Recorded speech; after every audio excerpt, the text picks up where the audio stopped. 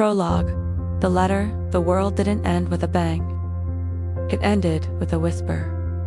A soft envelope slipped through a mail slot. No thunder, no lightning. Just paper and silence. Misty Rayne sat at the edge of her unmade bed, still in the sweatshirt she'd worn the day before. Maybe the day before that. The morning light stretched like it was afraid to touch her. She stared at the letter in her hand. Pale cream paper. Her name written in looping ink that felt ... familiar. Her fingers hovered. Trembled slightly. Then tore the flap. To my wildflower grandchild. If you're reading this, then I'm gone. And you're not where you're meant to be. But don't worry, I was never very good at maps either. The house is yours now. The cottage, it's waiting, just like you are. Go. Let it hold you until you can hold yourself again. The key is inside the envelope. Love, grandmother, Eloan. Misty blinked. Then read it again. She hadn't spoken to her grandmother in almost 10 years. Eloan, the weird one in the family. The one with wind chimes inside her house. The one who never came to Thanksgiving but sent handmade cards that smelled like lavender and old wood. A key clinked softly onto the blanket beside her. She stared at it. Then slowly, like a ripple breaking through still water, her heart stirred. Not joy, not certainty. Just the faint ache of possibility. She packed one bag. No idea what she was walking toward. No plan. Only a journal, a sweater that still smelled like a memory. And the map her grandmother had drawn inside the envelope's flap, hand-sketched. Like it had been waiting for years. She left without telling anyone, because she wasn't running away. She was going home. Chapter 1. The house that waited the cottage didn't look like much from the outside. In fact, Misty wasn't sure it looked like anything at all. Just a moss-covered structure swallowed by ferns and thyme. Ivy crawled up the stone like it had secrets to keep. The wooden door leaned ever so slightly to the left, like it had been listening in on old stories and didn't want to interrupt. She stood at the edge of the path, her boots crunching on gravel softened by age and leaves, her one bag slung over her shoulder, breath held in her chest, like it was afraid to land. It was so quiet, but not empty, no. Not empty at all. She took the last few steps forward and slid the old key into the lock. It didn't resist. The door opened with a soft sigh, like it had been waiting. Not just for someone. For her. The inside was dim but warm. The floorboards creaked, but not in protest, more like a greeting. Dust particles danced in the golden light breaking through sheer curtains. Dried herbs hung in bundles from exposed beams. A fireplace sat cold but expectant. A large wingback chair faced it, draped in a faded, hand-woven blanket. The air smelled like lavender, cedarwood, and something else faint, familiar like the soft space between memory and dream. She took a slow step inside. The second her boot crossed the threshold, the door whispered shut behind her. The air changed, the house warmed, the fireplace lit itself, in a breath of flame. The chair rocked once, then settled. The walls exhaled. Misty stood still. She didn't flinch, didn't run, didn't scream. Instead, she felt, for the first time in months, maybe years, it felt like coming home. On the mantel sat a leather-bound journal. Dark plum with golden embossing. Her name was pressed into the cover in soft metallic script, Misty. She picked it up. The spine crackled like it hadn't been opened in decades. But the page inside was fresh and handwritten. You made it. It's okay to rest here first. There's no rush. The house knows how to hold grief. Let it. Love, always Lowinge, sank into the chair. The cushion shifting perfectly to hold her shape. The fire cracked softly. A warm tear slid down her cheek without permission. She wasn't sure why she cried. Only that something inside her recognized this place. Like a song she forgot she knew that night. long after the stars had carved quiet patterns into the sky. She found herself unable to sleep. She lit one of the little candles that seemed to appear on her windowsill. Wrapped in a shawl she found folded at the end of the bed, the same pattern from a dream she once had, she wandered out into the woods behind the house, following the path the moonlight carved for her, through birch trees, past clusters of fern, until she reached it, a small, quiet stream, still intimate, reflecting starlight like a secret only the trees could see. She sat on a mossy stone, pulled her knees to her chest, and let herself breathe, deeply, finally, and then she saw him, a wolf, on the other side of the stream, still as the moon, silver-gray fur, eyes dark and watching, not wild, not afraid, just present. Neither of them moved. She felt no fear, only stillness, recognition, a strange low hum in her chest, not of danger, but of something ancient. The wolf blinked slowly, then tilted his head, like he was reading her, like he knew her. She blinked back. "You're real," she whispered into the night air. He stayed a moment longer, then turned and disappeared into the trees. And Misty, she didn't chase him because something inside her knew he'd be back. Chapter 2. The journal speaks morning arrived like a hushed dot. There were no alarm clocks, no rush, no pressure, only soft light filtering through lace curtains, and the gentle creak of a house that seemed to exhale as she stirred. Misty blinked awake in the big feather bed, unsure at first where she was, until her hand slid across the quilt and brushed a folded note on the nightstand. "Tea's in the kitchen. The lavender kind you like. E." She smiled before she could stop herself. Was it weird? Yes. Was it magical? Did it feel like the most natural thing in the world? Also yes. The kitchen glowed warm gold. A kettle steamed gently. She could have sworn she hadn't turned it on. A ceramic mug, hand-thrown and glazed in a dreamy plum and smoke swirl, sat beside a tea tin labeled for calming storms. She poured the water, watching the herbs bloom like petals for memory, then padded barefoot back into the sitting room, where the fireplace was already crackling with a low amber flame. And there it was, the journal, sitting in the same spot she'd left it, but opened now. Waiting, she sat, took a breath, and read, "Misty, I knew you'd be curious. This journal isn't like the others. You don't just write in it, it listens, it answers. Sometimes in ink, sometimes in dreams, sometimes in the way a candle flickers or a drawer opens just when you need it. You're not losing your mind. You're remembering. Ask it something. Anything, the house will help. You find your way. P.S. The wolf is not what he seems. But you already knew that. E." Misty froze. The wolf.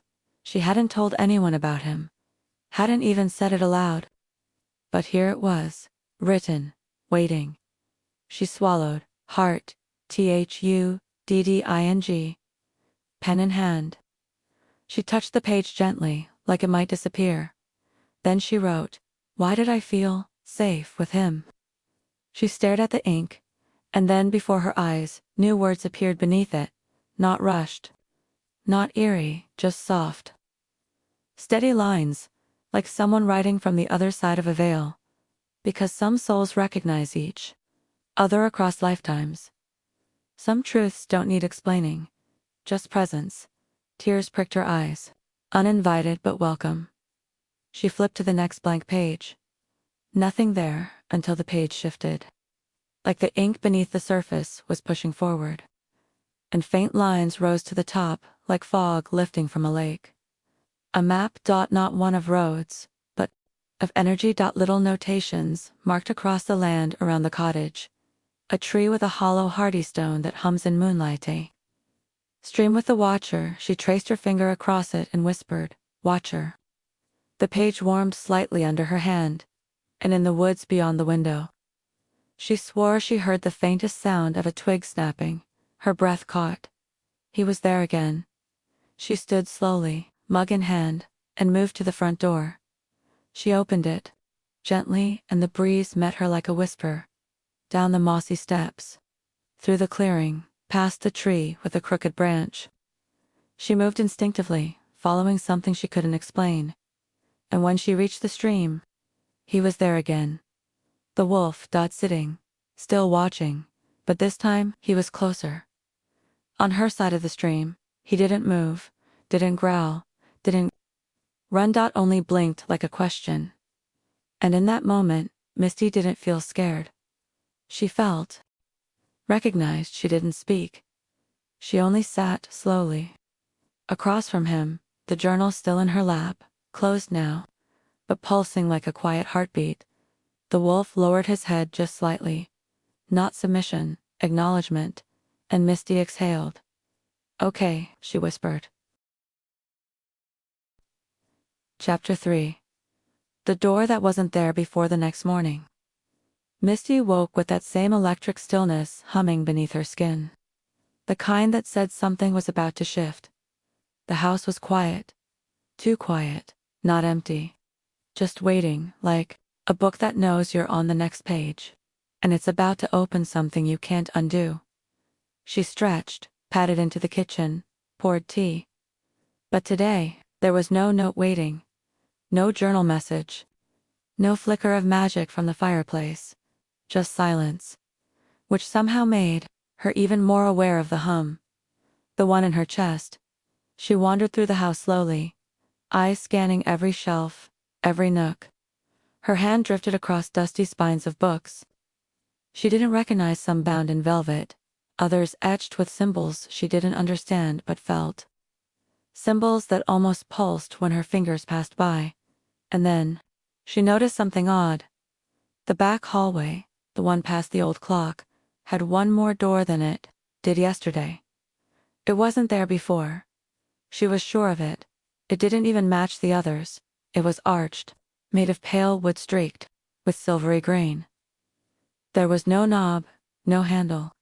Just a faint carving where a handle might go. In the shape of a crescent moon. She swallowed. Then reached into her sweater pocket.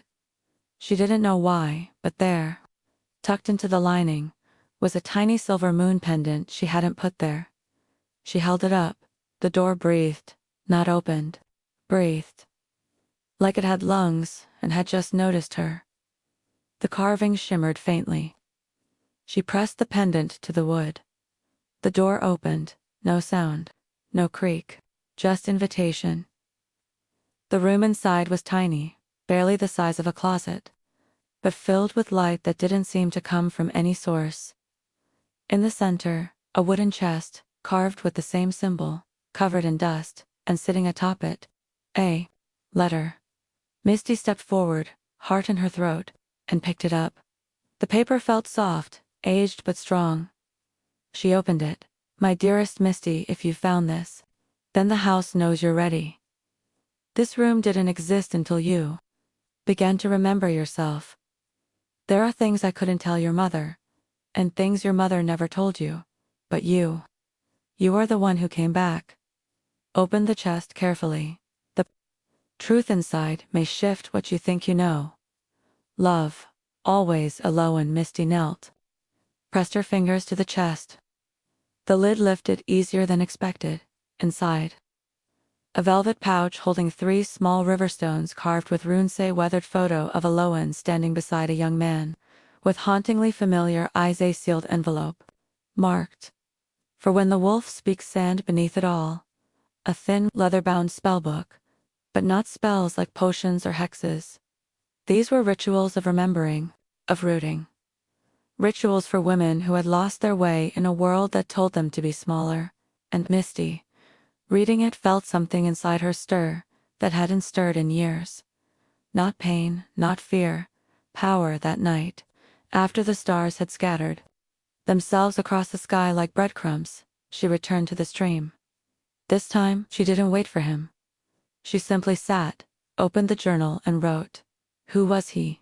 The man in the photo with Elowen. The page stayed still. Then, "You've already met him. Not as he was, but as he is now. Her pulse skipped. She looked up, and there, not across the stream, but just down the path from her side, stood the wolf, watching her. And this time, he stepped closer. Chapter 4. Closer the wolf stepped forward. Not a leap. Not a lunge. Just one slow, deliberate movement. Then another. And Misty didn't move. She couldn't. Not from fear, but from awe. He was taller than she expected, but lean muscles rippling beneath moonlit fur, silver gray and midnight dark. His eyes shimmered like they held memories. Maybe hers. He stopped 3 feet from her, so close she could hear his breath. She wanted to speak, but the words caught, not in her throat, but in her chest, where something deeper lived. Something sacred. He stared at her. Not through her, at her, with focus, with quiet, with knowing. And then, slowly, impossibly, he bowed his head. Not dramatically, just enough to say, "I see you. And I choose not to run." Tears filled her eyes again, but this time not from sorrow, from recognition. She whispered, "Who are you?" He didn't answer, of course. But behind her, in the pouch she hadn't even realized she'd brought from the chest, the runestones shifted. She knelt on the forest floor, untied the pouch, and spilled them into her palm. 3 runes, and one of them was glowing. A symbol she didn't recognize, but felt in her bones. A crescent, entwined with a spiral, change and memory, beneath it. Faint words etched themselves into the back of her hand.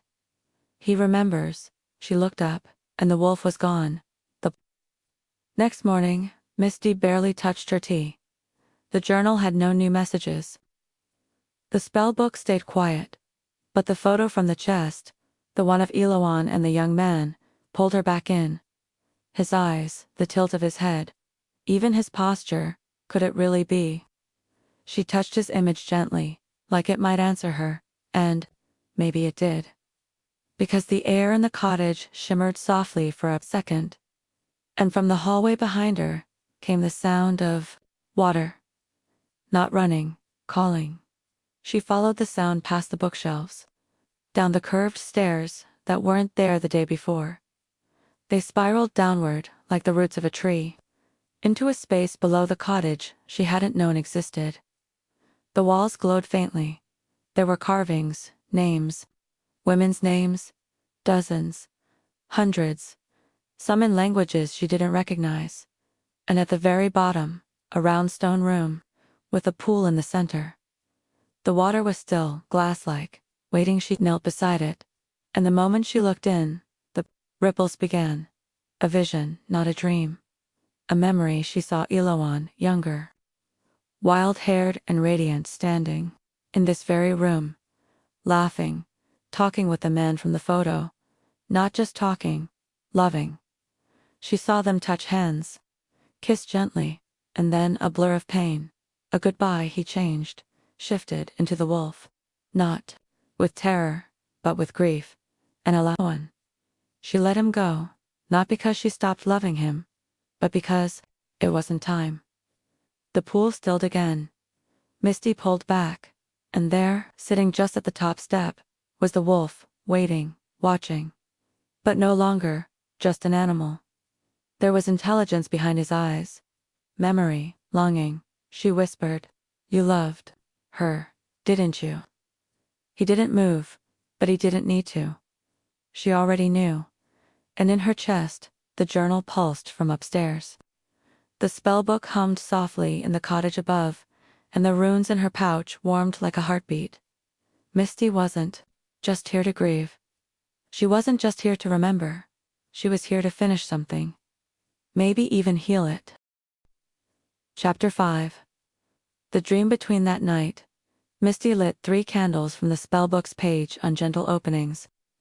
She didn't know what she was doing, not exactly, but she knew how it felt. Intentional, quiet, alive. She'd copied the spell, by hand, not because she had to, but because it felt like a prayer, to dream of what needs seen to open without breaking to. Remember what remembers Mitha. Air in the cottage shifted again. She was learning its rhythm now, the way it pulsed when something magical stirred. A faint thrum in the floorboards, a hum in the walls. She curled up in the chair with the journal in her lap. Her tea gone cold beside her, the fireplace flickering steady, and as her eyes drifted closed, the dream found her. It wasn't the kind of dream that disappears by breakfast. It was the other kind, the kind that lives beneath the skin. She was standing in the stream, moonlight above, fog low, the water still across from her, the wolf. As always, but this time he stepped into the stream. And something changed. His fur shimmered like starlight breaking through. He looked at her, not with curiosity, but recognition. And then, without warning, his form began to shift. Not violently, not grotesquely, just fluidly. Fur faded into skin, muscle reformed, shadow pulled upward like silk. And suddenly, he was standing before her, a man, not a stranger. Not terrifying, not broken, beautiful, quiet, strong in a way that didn't need proving. His hair dark and tousled, his eyes the same as the wolf's, deep watching, whole. He didn't speak, but he reached for her hand. She didn't pull away. When their palms touched, the entire stream lit up beneath them like liquid moonlight, and then the dream shifted. She woke with a gasp. The journal had slipped open in her lap. One sentence glowed across the page in soft gold ink. Some truths require dreaming to remember. Later, that morning, Misty found herself back in the little room below the cottage. This time, she came on purpose. The pool reflected her, but she saw him too. Just the eyes. Just a flicker. And something else. The runestones had rearranged themselves in their pouch. The one marked memory now sat on top. She touched it, and the spellbook spine tingled. The page flipped open on its own to a new ritual. Crossing between. For those who straddle two truths. For those caught between what they were and what they must become. For those who must return. But only when called, her breath caught. Was this for him? Was he trapped? Was he waiting? Or was she the one who needed to remember enough to call him back? Suddenly, her heartbeat wasn't her own. It was the house's, and it was whispering, "You're not here to rescue him. You're here to meet him where he is, and then walk forward together that night." She didn't light the candles. She didn't recite the ritual. She just walked, barefoot, wrapped in that now beloved shawl, down the moss path, under stars that seemed to lean closer. And at the stream, he waited. Wolf, still watching. But when she sat this time, he stepped forward, close enough to touch. She whispered, "You know me." And in his eyes, the truth shone like moonlight on memory. He bowed his head once more. Not just in greeting, but in promise. Chapter 6. Bloodlines and Bindings. The spell was simple. At least, that's what the book claimed. To remember the origin too. Call forth the thread. To see what still lives in your line. All Misty needed was a drop of her own blood. A candle, lit with intention, the rune stone marked truth in the pool. The place where memory met water. She stood in the sacred room beneath the cottage. The silence full and listening. The flame flickered low, casting dancing shadows on the stone walls. The rune pulsed in her palm, warm as skin. She pricked her finger. One drop. It hit the surface of the water, and for a moment, nothing happened. Then the pool bloomed outward in rings of gold, and the vision came a woman, not a Lowan, older, fiercer. She stood in a dark forest, wind howling, tears cutting paths through soot on her cheeks. In her arms, a baby wrapped in cloth marked with the same rune Misty now held. "You will never know him," the woman whispered to the baby, "but he loved you. And I will keep you hidden. I will keep you safe." A howl echoed in the distance. Low guttural. Mourning, the woman kissed the baby's forehead and stepped through a doorway made of trees. And Misty knew this wasn't Owen. This was Eloan's mother, and the child. Eloan had been born of magic and heartbreak, raised by protection and sacrifice, and the wolf. He'd been part of the story long before. Misty arrived. The vision ended. The pool stilled, and Misty stood shaking, not from fear, but from something deeper, from the weight of it all. She had come here to escape, to heal, to remember who she was. But now she realized she was also here to finish what began generations ago. She climbed the steps slowly. The candle snuffed, but the fire in her chest still burning.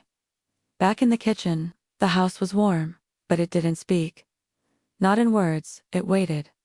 She sat at the table, the journal open in front of her. Wrote. What am I supposed to do with this? Nothing appeared, only silence. She flipped to a fresh page. Wrote again. How do I help him? Still nothing. She let her head fall into her hands, breath catching. Her voice broke, soft and honest. What if I'm not enough? The lights flickered, and then the fireplace roared to life in the next room. She stood, walked toward the glow, and there, sitting beside the flame, was the blanket, the one her grandmother used to send with letters, the same one from her dreams. Folded neatly with a note on top. She picked it up. You don't have to be enough. You only have to be willing. The rest will come. That night, Misty didn't go to the stream. She stayed in the cottage, wrapped in the blanket, reading the spell book by firelight. And she began to write her own spell in the margins, something soft and strong, meant not to break the curse, but to invite healing. Something born not from knowledge, but from love. And outside the cottage window, under the cover of night, the wolf waited, but not with longing, with faith. Chapter 7. The Voice in the Dream. The ritual wasn't in the spellbook. Not entirely. It lived somewhere between the lines. In the margins where Misty had begun to write her own notes, her own symbols, her own feelings. It wasn't dramatic. It wasn't fancy. It was quiet, and it was hers, she called it. The spell of willingness. I do not demand. I do not control. I offer what is mine. My presence, my truth. My hope that healing will find us both. Let what is meant to come, come. Let what is no longer needed go. Let the door between what was and what is open without. Force. Let it open in love. She lit the candle with her own breath. Spoke the words by moonlight. Held the runestones in her palm. Truth, memory, becoming. And then she slept. The dream was softer this time. She wasn't in the forest. She wasn't by the stream. She was back in the cottage, but the walls glowed gold, and the fireplace pulsed like a heartbeat. She turned, and there he was, the man, not the wolf, still and present, standing in the doorway like he'd been waiting for this moment across lifetimes.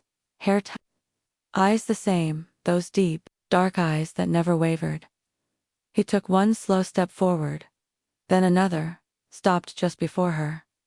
Didn't reach for her, just said, quietly, like he hadn't spoken in years, "You found me." Misty's voice caught in her throat. "I didn't know I was looking." He smiled, just barely. "But you came anyway." The dream didn't last long, just long enough for her to feel his voice in her bones, not what he looked like, what he meant. She woke with a single tear sliding down her cheek. The candle was still burning. The runes were warm, and on the journal's page, a new line had appeared, though she hadn't written it. He remembers he is returning. Because you called with love, not demand. That is the magic that frees. Chapter 8. The shift. The forest was different that evening. Not louder, not quieter, just watching. Misty stepped barefoot into the trees, her shawl wrapped loosely over her shoulders, the candle from the ritual still flickering in the lantern she carried. She wasn't looking for him. She was simply ready. The stream shimmered under a silver sky. Clouds like breath on velvet. And there, as always, he waited. The wolf, but something in his shape had changed. She noticed it first in the way he stood. Taller, more rooted. His fur shimmered faintly, like it couldn't decide if it was light or shadow. His breath misted in the air. But the wind around her was still. She approached slowly, stopping just a few feet away. He didn't move, but his eyes were brighter. She knelt, placed the lantern beside her, and whispered, "You're not just him, are you?" He tilted his head, blinked once. Then he stepped forward. One step, two dot. And then his body shimmered. Just for a second, like a curtain had lifted, and beneath it was someone else. For a heartbeat, no more, she saw a figure, human, kneeling where the wolf had been dot. And then, just like that, the wolf returned. But now, her heart raced. Not in fear, but in recognition. He's trying that night. Back in the cottage, the journal wrote to her before she could even open it. There is more to his curse than silence. He didn't lose his voice. He gave it away to protect something, or someone. Some truths cannot be undone, only healed. Misty sat with the words, her candle crackling gently beside her. What did he protect? She whispered aloud. The book didn't answer, but the spellbook fell open to a page she hadn't seen before. A ritual titled, "The Guardians." Finding she read it aloud. Some shapeshifters are cursed. Others bound themselves by choice, not to be punished, but to protect what was too precious to lose.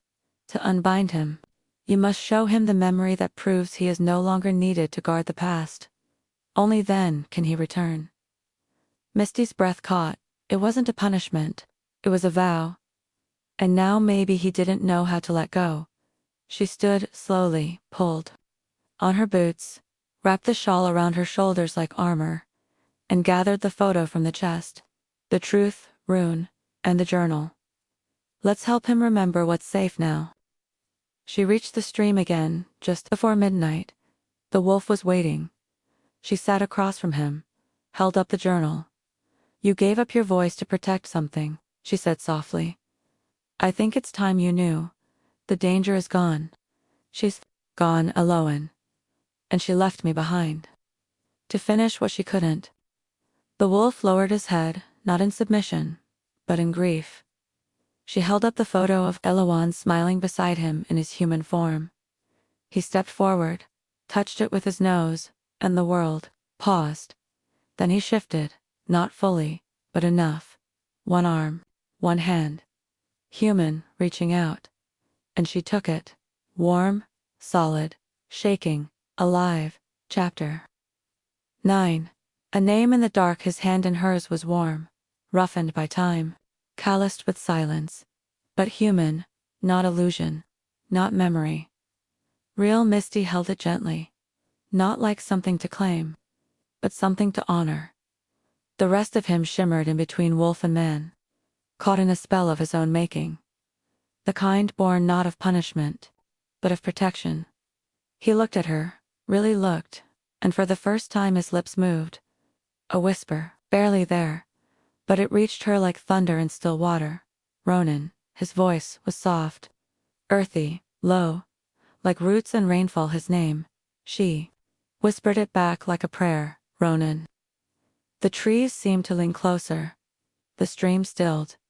He blinked slowly, a flicker of pain behind his eyes, but also something else. Hope. She sat beside him. The runes spread out between them like stones from another lifetime. "Why did you stay like this?" she asked gently. "Why never return?"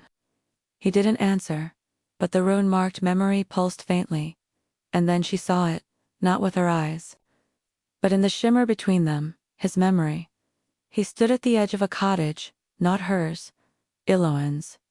She was younger then, and crying not from fear, but from love too big to hold. There were voices outside, torches, men shouting about witches, and curses, and danger. And Ronan, fully human then, turned to her and said, "I'll protect the magic, all of it." even if I have to disappear to do it. She begged him not to, but he stepped into the stream behind her cottage and shifted, forever, because the only thing more powerful than his magic was his love. The vision broke, back at the stream.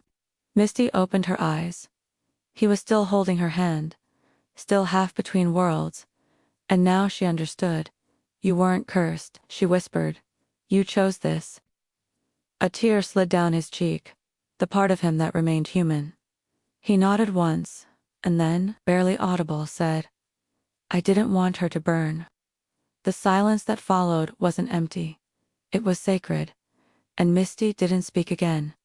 She just leaned forward and gently pressed her forehead to his dot. Not a kiss, not a promise, just presence, and that was enough. Back at the cottage, the journal opened on its own. A message in soft gold. Now that you know his name, he can begin to come home.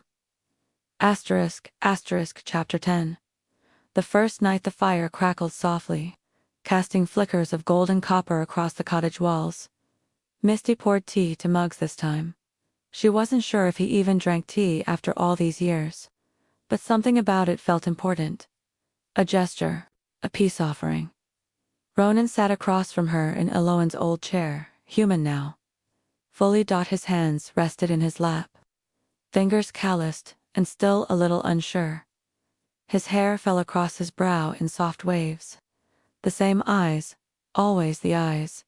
He looked around the room slowly, like someone waking from a long sleep. It smells the same, he said. His voice was steadier now, though still low, like it had waited too long to be used. Lavender, smoke her. Misty nodded, handing him the mug. She still lives here, in her way. Everything does. Even you. He took it carefully, fingers brushing hers, warm, solid, real.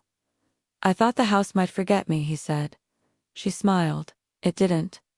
The silence between them was not awkward. It was earned, the kind of stillness you only get with people who've seen each other raw. Even before the words came.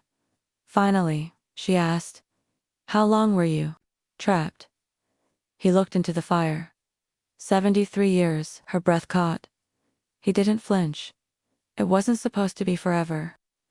I just didn't know how to come back, after what I saw. What I failed to stop. He looked at her then, until you. Misty swallowed hard. I didn't do anything. You did everything, he said. You listened. They sat that way for a while, tea cooling, fire warming the space between them. She studied his hands, strong, worn, with ink stains across one thumb. You were a writer, she asked. I was, he nodded, until I became a myth. You still are, she said, double quotes. Just, one that breathes. Later, after they spoke of Eloan and the spellbook, and the names carved into the stone walls below, Misty asked the question that had been forming all day. Now that you're free, what will you do? He didn't answer right away. Instead, he leaned forward, elbows on knees, eyes soft. I don't know, he said honestly. But for the first time, I want to stay long enough to find out. And Misty, she didn't say, me too. She just reached out, took his hand, and held it. Because in a world of magic and memory, some things don't need spells to be sacred. They just need time.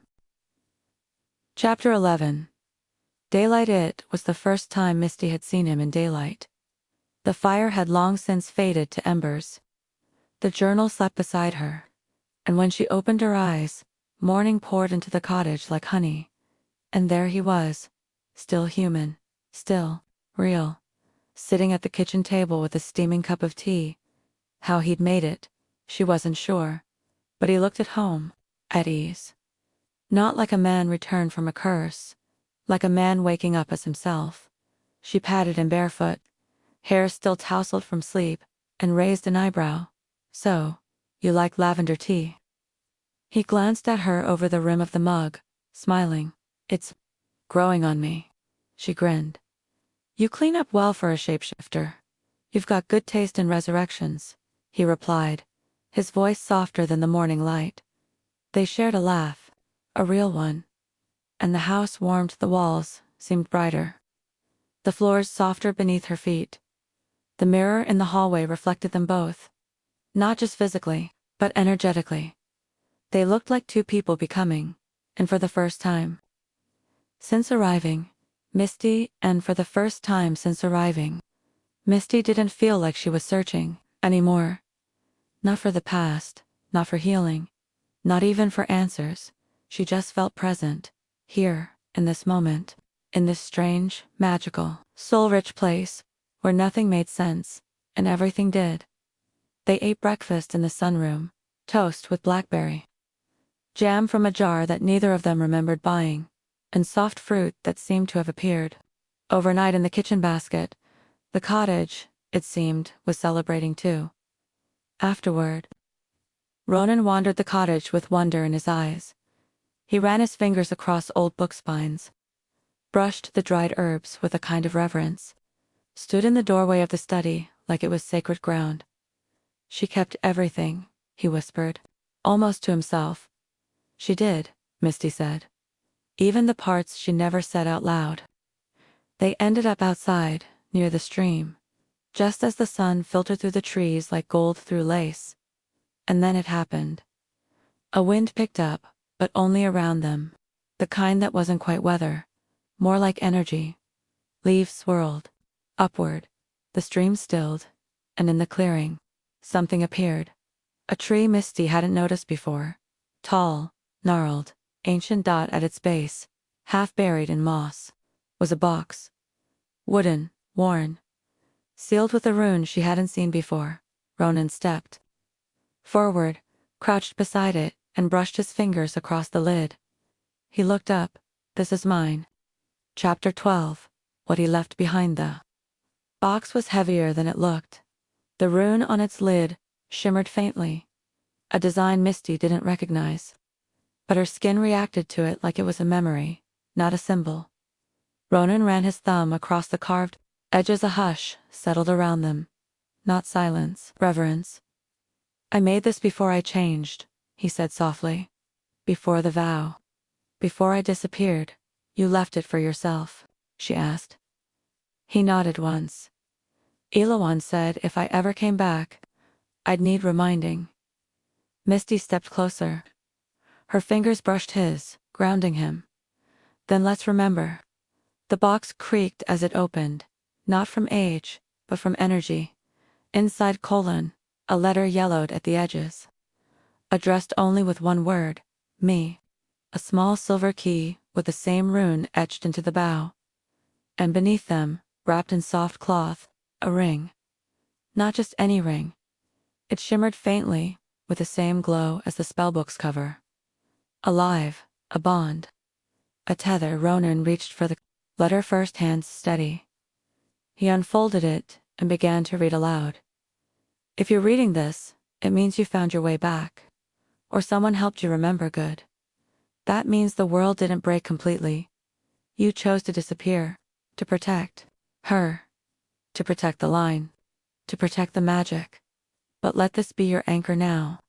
You don't have to carry it alone anymore. Elawan said someone would come. She said the one who listens would know how to find you. Trust her, trust her. You're not just the guardian now. You're the bridge. Use the key. Go to the cellar. The real cellar. Below the roots, you'll know it when the ground moves. There's more to uncover. The rest of the magic is still alive. And she's the key to unlocking it. Misty stood up, silent beside him, eyes glistening. There's a deeper cellar, she asked. Apparently, Ronan said, holding up the key. And the house isn't finished with us yet. He gently unwrapped the ring, a deep garnet stone set in silver. The underside engraved with two initials, E and R. Elawan gave it to me. He whispered, said it would only glow again if I ever found my way back, through love, not obligation. The gem pulsed faintly in the morning light, alive again. Misty reached for his hand. Let's find the roots. Chapter 13. The cellar beneath the cellar. The key pulsed in Ronan's palm. Not with heat, with memory. Misty stood beside him. Just inside the cottage, the wooden floor creaking softly beneath their feet, like the house was exhaling. "Where's the cellar?" she whispered. "Not the one we've seen," he replied. "The real one, beneath." He turned slowly toward the hearth. The fire had died down, not out of neglect, but as if it were stepping aside. Ronan crouched in front of it, fingers tracing the floor, just beneath the stone grate. There, a faint seam. He pressed the silver key to the floor. Click. The hearth shifted, stone and wood moved as one, folding backward like a story turning its own page. Beneath it, a spiral staircase carved into earth, glowing faintly with runes. Misty's breath caught. "Oh my God," Ronan looked at her, smiling softly. "After you." The steps wound downward, stone worn smooth by time and footprints long vanished. The deeper they went, the more the air changed. Not cold, not damp. Alive, the walls pulsed faintly with soft light, the same kind found in the runes in the spellbook. In the space between dreaming and waking. And at the bottom, a chamber, circular, still lined with carved names. Dozens of them, hundreds each etched by hand. Each surrounded by faint, glowing sigils. Misty stepped forward, eyes wide. "What is this place?" Ronan whispered. "This is where the first circle met. The ones who kept the magic alive when the world tried to silence it. Eloin's bloodline, and others like her." Misty moved along the wall, fingertips grazing name after name, until she stopped. There, low on the wall, just above the base where roots had grown through the stone. Her name, Misty Rayne. Already carved, already glowing. "I didn't do this," she breathed. Ronan stepped beside her, hand on her shoulder. "She did," he said, "Eloin." From the center of the room, a light bloomed.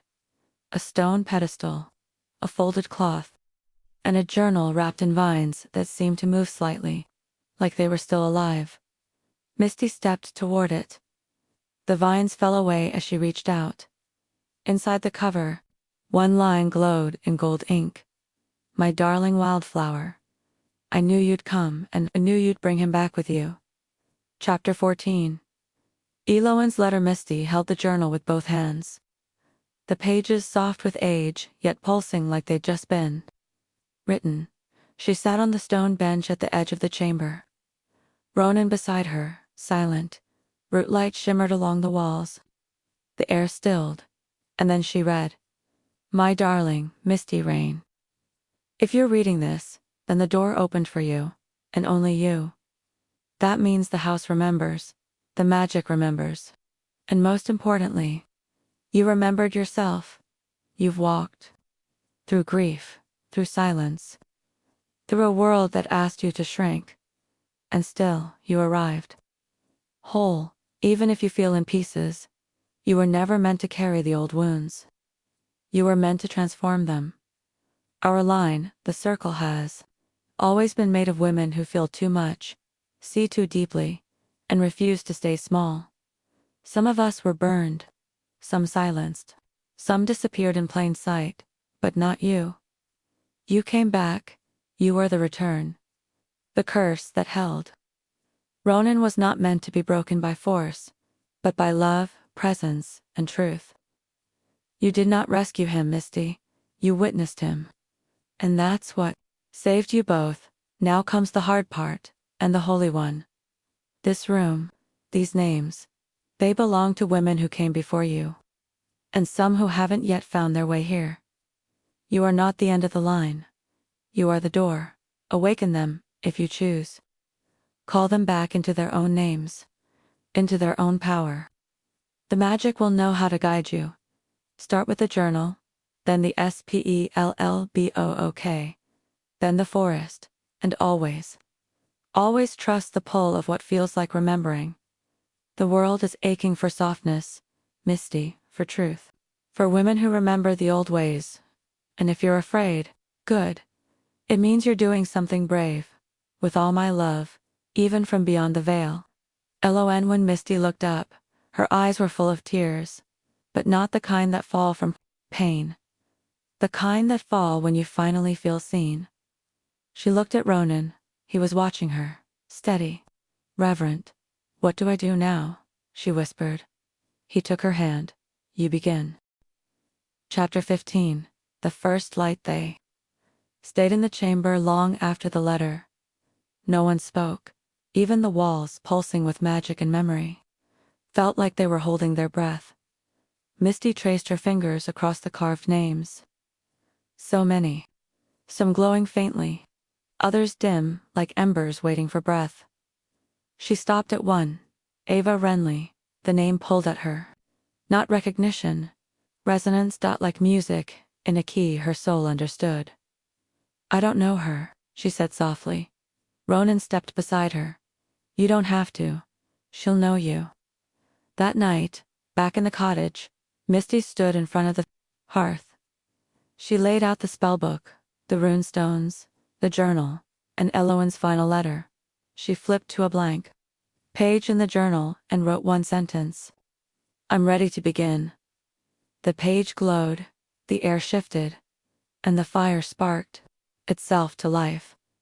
The spellbook fluttered open, as if the wind had chosen the page to call the slumbering one's light. A single flame. Speak the name aloud. Trace the rune of remembrance. Place your palm to the page and listen. No force, no urgency, Misty whispered, reading. Only love, only invitation. She lit the candle, drew the rune in ash on parchment, and spoke the name aloud, Ava Renly. The air trembled, the candle flared, and the flame burned blue. She placed her palm to the page. For a moment, nothing, and then, a voice, not hers, not Ronan's, a woman's, soft, fractured. Is it time? Have I been found? The flame flickered again. The journal's ink shifted, glowing with new words. She hears you. She remembers the forest. She is waking in another town, in another life.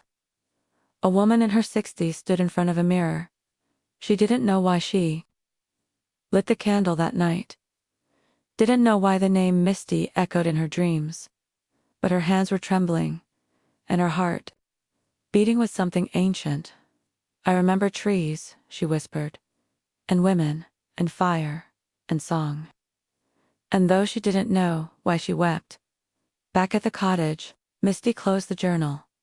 The candle dimmed, and on the wall beneath her name, Ava Renly's carving flared gold.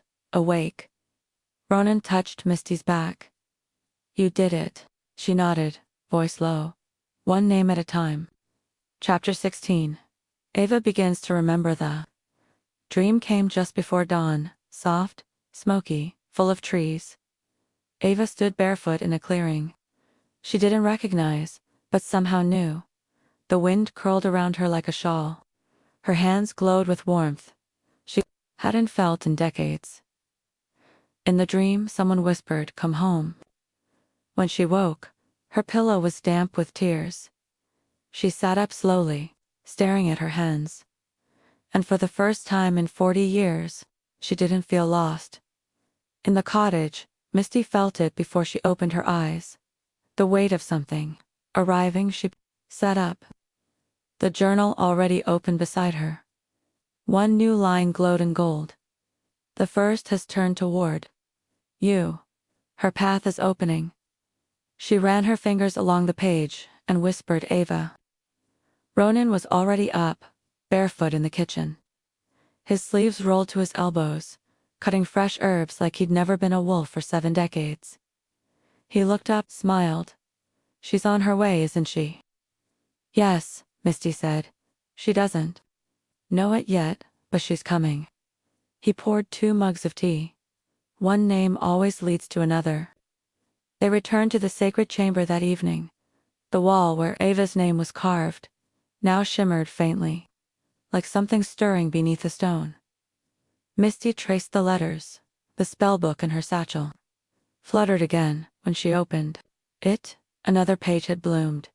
To prepare the circles return each. Awakened soul brings another thread. Do not rush. Do not chase. Simply hold the door open. Let them remember themselves, in their own time. You are not their teacher. You are their mirror. Speak your truth. Stand where the forest is soft, and they will come later. Misty and Ronan sat on the front steps, shoulder to shoulder. The sky painted in indigo and stars. He leaned close, voice quiet. You're doing it, you know? Doing what? Becoming. Chapter 17. The pull of the Pathava didn't know why she packed. She just did. A small bag, her old boots, a worn flannel, a journal she hadn't touched in years. She moved through her house like someone half awake, not sleepwalking, but remembering. Each step felt guided, familiar, faded at the back of her dresser drawer. She found it, a silver pendant, a small spiral etched with a rune she didn't recognize. She held it to the light, and for the first time in forever, she smiled. You're calling me back, aren't you? She didn't know who she was talking to, but she felt heard. Meanwhile, back at the cottage, Misty stood at the edge of the woods. The wind was different today.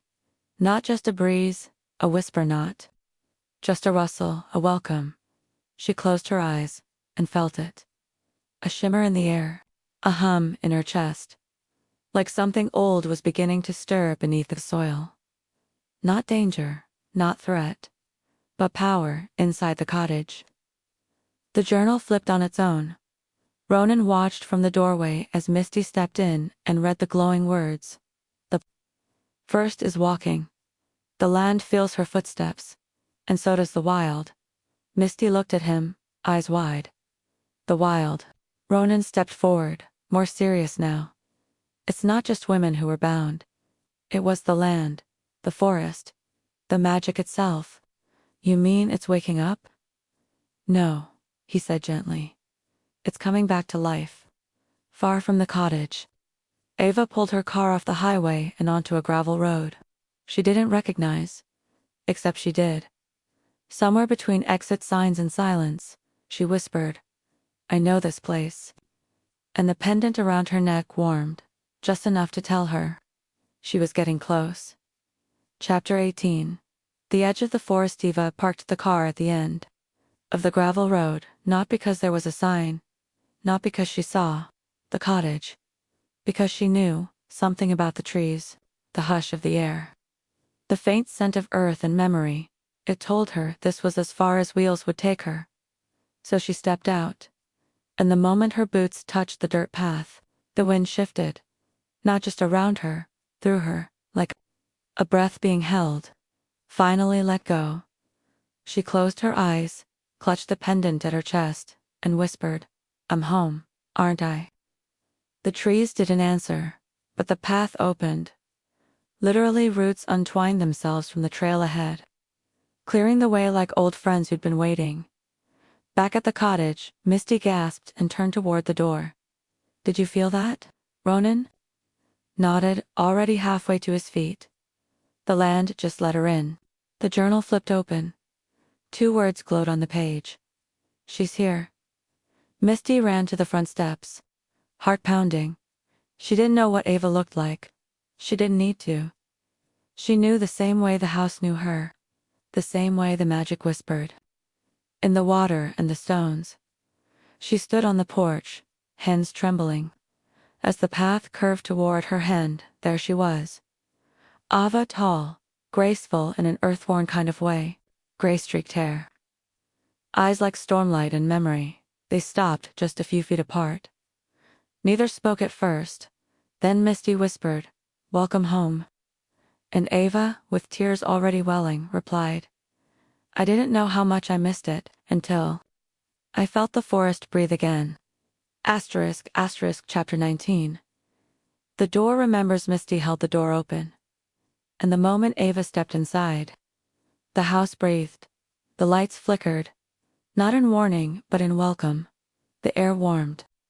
The hearth lit itself, and from deep within the walls, a soft chime rang out, The same one Misty had heard the day she arrived. But this time, it was for Ava. She paused just inside the threshold, eyes glistening. It's like it knows me, she whispered. Misty nodded, smiling. It does. Ronan came in quietly behind them, carrying extra blankets and tea, somehow both ancient and boyish all at once. Ava turned to him slowly, brows raised. You're him. He dipped his head in a gentle bow. I was, he said. I'm learning how to be again. You don't have to explain, Ava said, crossing to him. I saw you in a dream once.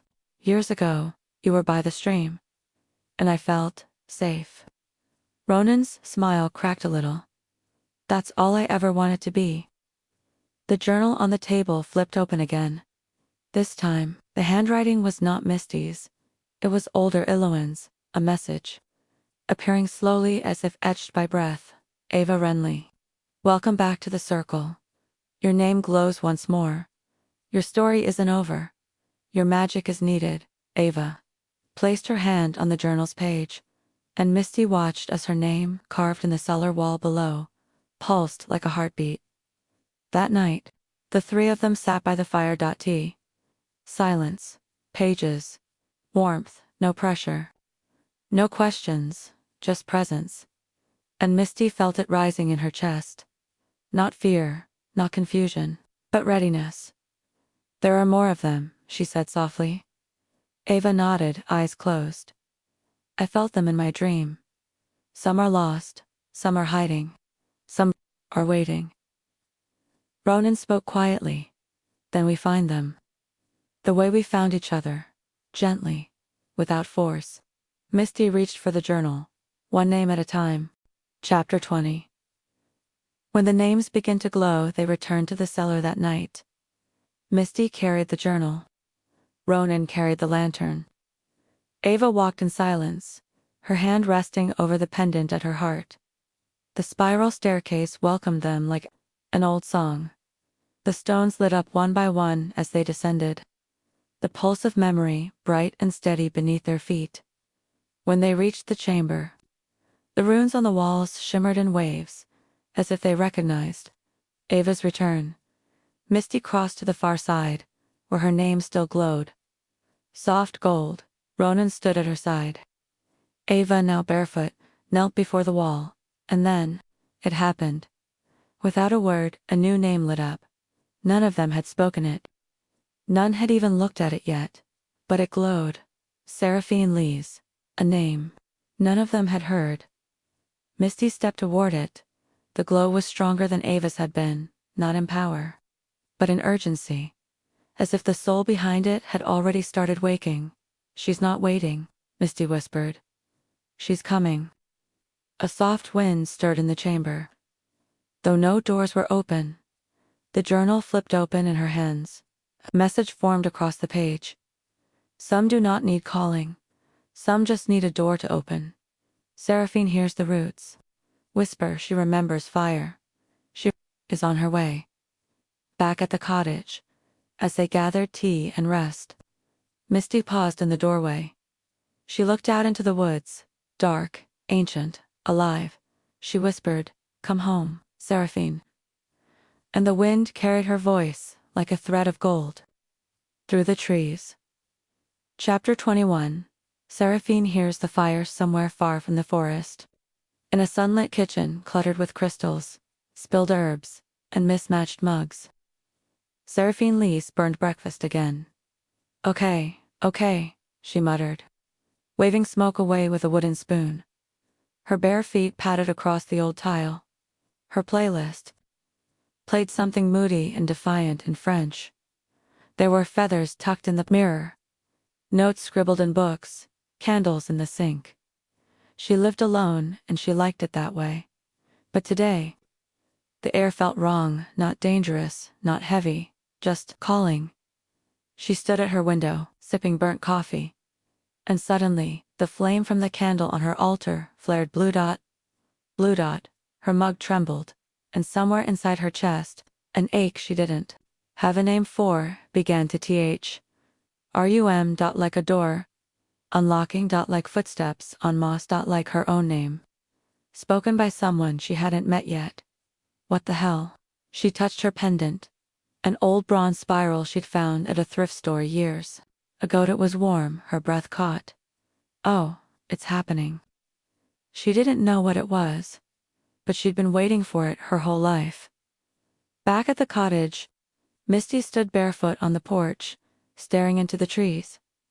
She didn't know why she whispered it, Seraphine, but the house sighed in response. The windows glowed gold, and below the floorboards, the chamber walls pulsed.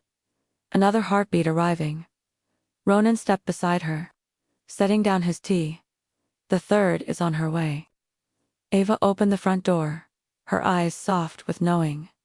And this one, she said, will bring fire with her. Chapter 22. The flame that moved Seraphine didn't pack a bag. She threw a shawl over her shoulder, grabbed her tarot deck, 2 rings, and a chipped mug with a sun on it, and left. The door to her apartment clicked shut without a word. But her magic, it followed her like smoke. She didn't know where she was going, but her feet did. The roads blurred. The sky stretched. Hours passed like moments, and when she saw the forest, that forest, her chest clenched, like it had been waiting to exhale. Her whole life. The trees didn't look special, but her bones disagreed. She stepped out of the car, and the wind whispered her name, Seraphine. Back at the cottage, Misty stood in the sacred cellar. The walls were humming. The rune stones shook faintly in their pouch. She placed her hand over Seraphine's name. It burned warm. Ava descended the steps slowly, holding 3 bundles of cloth. The house gave me these, she said. Cloaks, 1 for each of us. 1 more waiting. Misty unfolded the third, deep crimson and smoky gray, embroidered with stars and leaves. This one's hers, she whispered. She's almost here. That night, Misty dreamt of fire, but not destruction, rebirth. In the dream, Seraphine stood in the woods barefoot, eyes glowing with something ancient. Behind her, flames, but around her, green. She wasn't burning things down. She was waking them up. Seraphine reached the path just before dawn. She didn't question the way the trees moved aside. She didn't flinch when the wind shifted toward her. She just walked, and when she saw the cottage through the branches, her heart whispered. There you are. Chapter 23. The door opens for fire though. Morning mist curled low around the trees. The cottage waited, quiet, alive. Inside, Misty stood near the hearth, her hands trembling slightly around the mug of tea. She hadn't sipped. She didn't know how she knew, but she knew Seraphine was only minutes away. Ronan opened the front door without a word. The wind rushed in, and with it, her Seraphine stepped from the trees like she'd walked out of a story. Barefoot, wild-haired, cloaked in smoke-colored light. A single pendant hung around her neck. The shawl she wore shimmered faintly, as if it still remembered a fire that had long since gone out. The ground beneath her feet sparked faintly, moss blooming behind every step. When her eyes met Misty's, there was no hesitation, no awkward hello, just recognition. I made it, Seraphine whispered, like she didn't believe it herself. Misty stepped down the stairs, a grin breaking across her face. We've been waiting for you. The moment. She crossed the threshold. The house shimmered. Literally, the floorboards glowed faintly gold. The window panes misted with heat. The fire in the hearth flared up in blue-white. Flamed just for a moment. And the walls, they sighed, as if they too had just been waiting for her to come home. Ava reached for her hand without words and placed the cloak into her palm. Yours, she said. Seraphine ran her fingers across the stitching stars and sparks and something ancient woven in red thread. She looked at all 3 of them, eyes fierce and full. This place remembers me, she said softly. But I haven't been here before, have I? Misty shook her head. Not in this life. Later, in the cellar. All 3 names glowed together. The journal opened without touch. 3 called. 3 returned. The circle is forming, but one more flicker waits in the dark. She is the shadow, the silence, the one who does not believe she belongs. And she is the final key. Asterisk, asterisk, chapter 24. The one who didn't want to be chosen. Her name was Alara Quinn. She didn't hear the call the way the others did. There were no dreams, no glowing pendas, no runes or whispered winds, just a persistent ache behind her ribs. The kind that makes you stare at the ceiling at 2:17 a.m. and wonder if something is missing, or if you are. Alara worked in a bookstore tucked between 2 shuttered cafes she kept to herself. She wore quiet colors. She had an apartment, full of books and unspoken questions. And for the last week, she couldn't stop crying. Nothing had happened. And everything had. It felt like grief for something she'd never had, or maybe never let herself have. Meanwhile, in the cottage, Misty stirred in her sleep. She sat bolt upright, heart pounding. She's hurting. Ava blinked awake on the couch. Seraphine appeared in the doorway, already lighting a candle. Ronan came from the kitchen, barefoot and silent, eyes full of knowing. Who? He asked. Misty whispered. The 4th. In the cellar, her name was already glowing. Alara Quinn, dimmer than the others, but steady. The journal opened. She won't come unless you reach for her. She thinks she was a mistake. She does not believe. She is magic, but she is the thread that holds it all together. Back in her apartment, Alara curled into the corner of her couch, arms around her knees. Her hand rested over her chest. There was no pendant, but she felt something pulsing, faint, like a heartbeat on the other side of a closed door. What is happening to me? She whispered, and though no one was there, she swore she heard someone reply, You're being remembered. Chapter 25. The letter that crossed no distance. Misty sat at the kitchen table. It was early, the hour between moon and sun, when the world forgets to pretend. The house was quiet. Ronan slept by the hearth. Ava was journaling in the library. Seraphine hummed softly as she lit the morning candles. But Misty, she was writing a letter to someone she hadn't met, but already knew. Alara, you don't know me, but I've known you longer than I can explain. You are not a mistake. You are not too late. You are not invisible. We see you. You are the quiet breath between verses, the ink between spells, the silence that holds everything steady. You don't need to catch up. You're already woven in. This isn't about worth. It's about remembering. And I remember you. There's a place here, one only you can fill. You don't have to believe in magic to be born of it. But if you feel something stirring, like a whisper from underneath the noise, follow it. We're waiting, and we already love you. Misty Rayne. She folded the letter gently. No envelope, no stamp, just her hand, pressed to her heart. And the knowing, she'll find it when she's ready, miles away. Alara stood in the bookstore storeroom, staring at a wall of old journals. One fell. No wind, no tremor, just fell. It landed face up, a blank cover. But when she opened it, the letter was inside. Every word. In Misty's handwriting, she sank to the floor, tears falling freely now.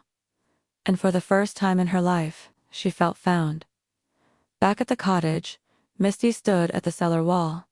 Alara Quinn's name now glowed, fully gold. Not flickering. Not tentative. Arriving. Asterisk, asterisk. Chapter 26. When the circle stands. Together she arrived in the early evening. No thunder. No flame. No gust of wind. Just a quiet knock on the cottage door. Misty opened it without hesitation. And there stood Alara Quinn, rain-damp hair, worn boots. Journal clutched to her chest like a shield. She didn't know how to lower. Misty didn't say a word. She just stepped aside. Ilara crossed the threshold, and the moment she did, the house lit up all at once. Every candle, every rune, every beam and window pane shimmered with a soft, golden glow. Like a breath being released, a hum rose from the floorboards, not loud, but low, ancient. Alive, Ava stepped forward first, wrapping a shawl around Ilara's shoulders. Seraphine lit the candle in the center of the room. Ronan stood in the doorway of the cellar, hand over his heart, eyes shining. Misty took Ilara's hand and led her down the spiral stairs. Slowly, one step at a time. At the bottom, the room waited. The runes had already aligned themselves in a perfect circle. The journal lay open on the pedestal. The spellbook glowed, but did not move. Because the spell was them. The four women took their places, one at each point of the circle. North, south, east, west. No one spoke. And then a pulse from the floor. A heartbeat. Not of the earth, of something older. The roots beneath the stone came to life, glowing with soft amber light. And then the runes responded, one by one, lighting up from Misty to Ilara to Ava to Seraphine. A full circuit, complete above them. The cottage exhaled. The forest bent inward, and the spell, activated not with fire, not with song, but with remembrance. The journal turned, a single page. The circle is whole. The old magic breathes again. This is not a return. This is a beginning. Let it begin with you. Chapter 27. What the forest asks the chamber was still. Four women stood within the circle. Misty, Ava, Seraphine, and Ilara. And the spell had already settled into their skin, like breath into lungs. But something else was stirring now.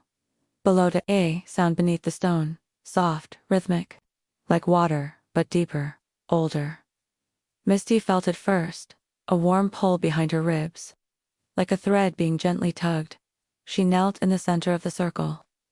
Placing both hands flat on the stone, the runes around her flickered, and then went dark. For a heartbeat, everything went still. Then light. Not on the runes, but in the center of the floor. Spiral opened beneath her palms, glowing soft silver and dark plum. And from that spiral, a voice rose. You called us back, now remember why, Seraphine. Hands clenched at her sides. Did the magic just speak? Ava nodded once, eyes closed. It's not asking us to perform, it's asking us to remember. Ilara knelt beside Misty, voice low. What are we meant to do? Misty didn't answer. Because in that moment, she saw it, a shimmer in the air. Not a vision, not a memory, a pool, opening beneath the stone.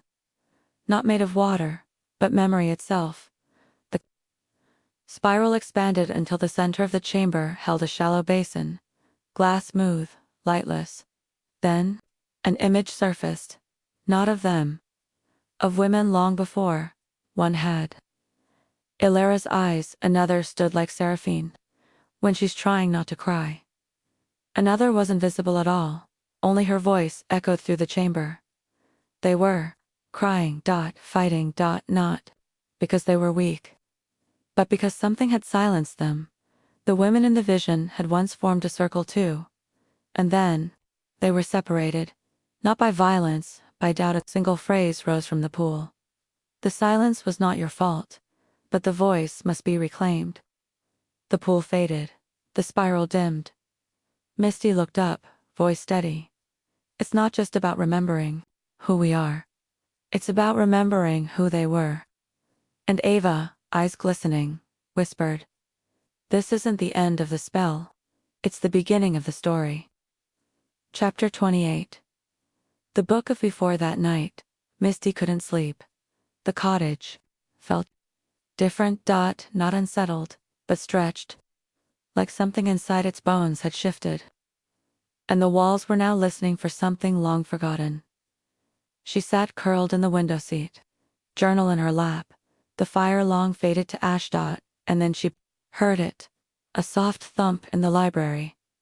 She followed it. Barefoot, the spellbook sat open, not on the altar, not on the table, on the floor beside.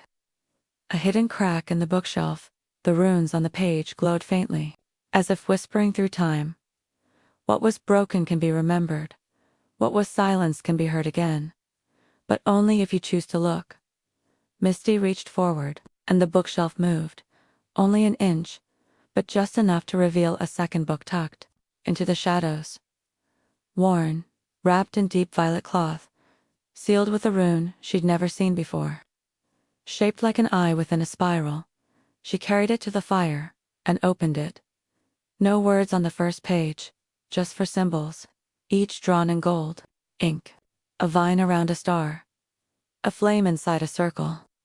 A single ripple, untouched. A lit candle within a closed door. She didn't know what they meant, but the book did, because it turned itself to the first story. And Misty began to read. The words came alive on the page, not written in ink, but memory. Her name was Selena, and her voice was stolen when she dared to speak too loudly of joy. They called her foolish, flighty, dangerous with her laughter. So she folded her joy away, and the circle cracked. Misty gasped softly. Seraphine appeared in the doorway, eyes wide. I've had dreams of her. I thought I was making them up. Misty handed her the book, and the page turned again. Ava arrived next, then Alara, silent but steady, her hand trembling as she rested it over one of the drawn symbols, the candle within the closed door. It flared beneath her fingers, and a new story bloomed. She hid because they told her her softness was weakness, that her silence was the only thing that kept her safe. But she was always the key, the keeper. The one who knew how to unlock the door others forgot was even there. Misty stood as the book shimmered in the lamplight. These aren't just stories, she whispered. They're echoes, they're... Chapter 29, Ava's Story. The one who carried too much the book of before turned on its own. Its pages rustled with purpose, not rushed, not chaotic, just ready. It landed softly on a story marked with a vine curled around a star. The gold ink pulsed once. Then the words began to rise. Her name was Thalia. She was the gatherer, the comforter, the one they all ran to. She knew how to make the tea that stopped panic in its tracks, how to find the thread when grief unraveled everything. They called her wise. But no one ever asked what she needed. Ava sank to the floor beside the fire. The room quieted around her. Even the wind in the chimney held its breath. She touched the page, and the story deepened. Thalia never let herself break. Not where anyone could see. She held the sorrow of the circle like it was hers to manage, until the night she couldn't hold it anymore, and instead of reaching out, she disappeared. Ava's eyes filled with tears. I've done that, she whispered. I still do. Misty knelt beside her, resting a hand over hers. You don't have to carry it alone anymore. But I don't know how to let go, Ava said. I don't know how to need. The journal beside them flipped on its own. One line glowed across the page. The strength you seek isn't in how you hold it, it's in how you let it be shared.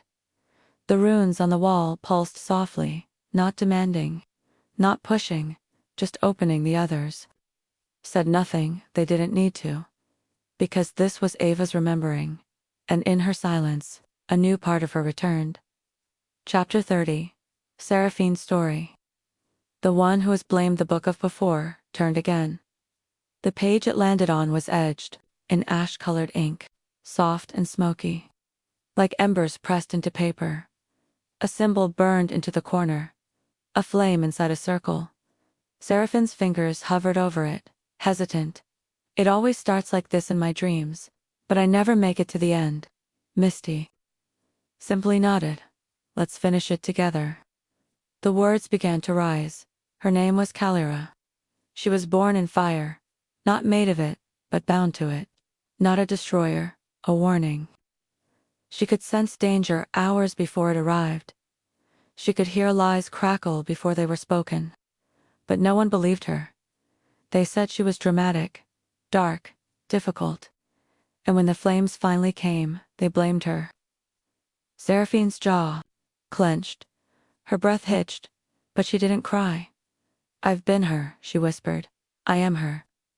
The fire in the hearth flickered taller, not in anger, but recognition.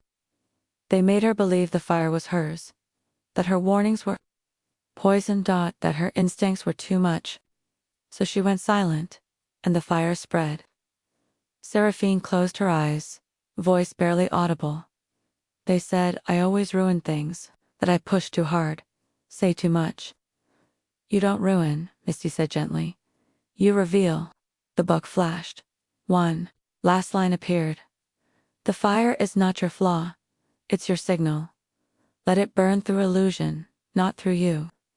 Seraphine exhaled one long, shuddering breath. And then she said something she hadn't said in years. "I forgive the flame." Asterisk. Chapter 31. Ilara's story.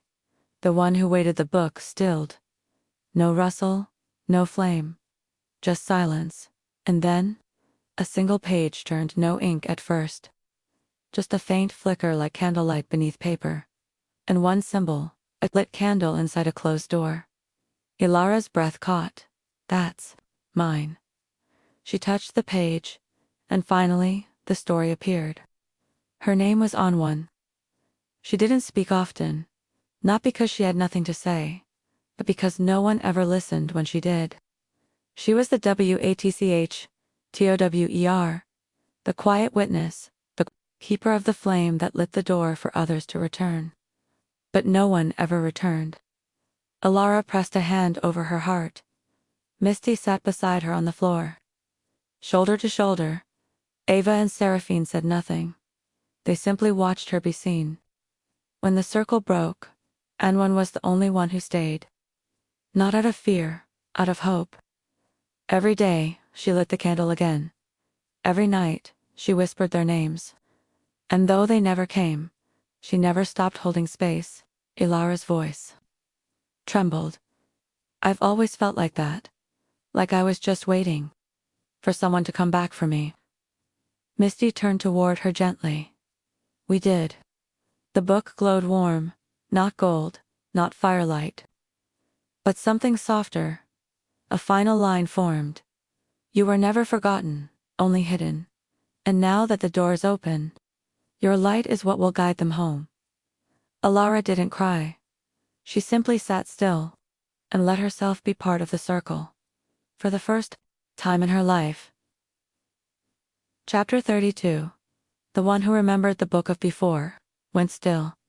No glowing symbols, no shifting pages, just Misty's hand resting on the cover. Waiting then. A breeze moved through the cottage, not from the windows, from beneath the cellar door opened on its own. The candlelight deepened, and on the page before her, her name appeared. Misty Rayne, no symbol, no past name, just her own. Because Misty wasn't returning. She was the one who came back for them. The page bloomed open in quiet light, and the words began to rise.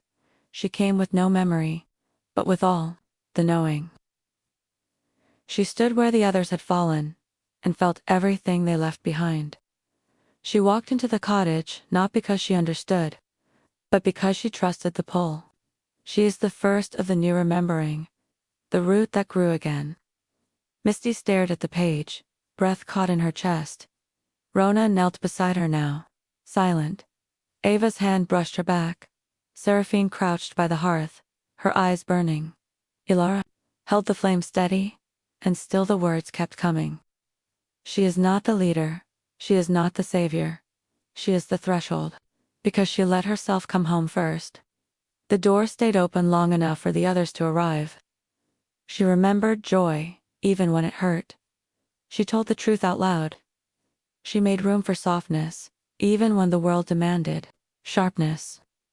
She is not the end of the line. She is the beginning of the circle. Misty's eyes filled with quiet tears. Not sorrow, not grief, just completion. And in the center of the book, A final inscription glowed. The map was never missing, it was becoming you. Chapter 33. The morning after the magic, the sun rose gently through the trees, not rushing, not blazing, just arriving. Like them, the cottage breathed in the light. The circle slept peacefully on blankets, scattered across the library floor. Tea mugs half empty, cloaks tucked beneath heads, candlelight still flickering low like the fire didn't want to go out just yet. But Misty was already awake. She stood barefoot on the porch, the soft chill of morning wrapping around her ankles like mist. The journal sat in her hands, open, but blank, not empty. Waiting, Ronan stepped out beside her, silent. He didn't ask anything, just looked at her, not like someone who needed answers, but someone who knew she'd found them. What happens now? She whispered. He smiled. Now. You choose.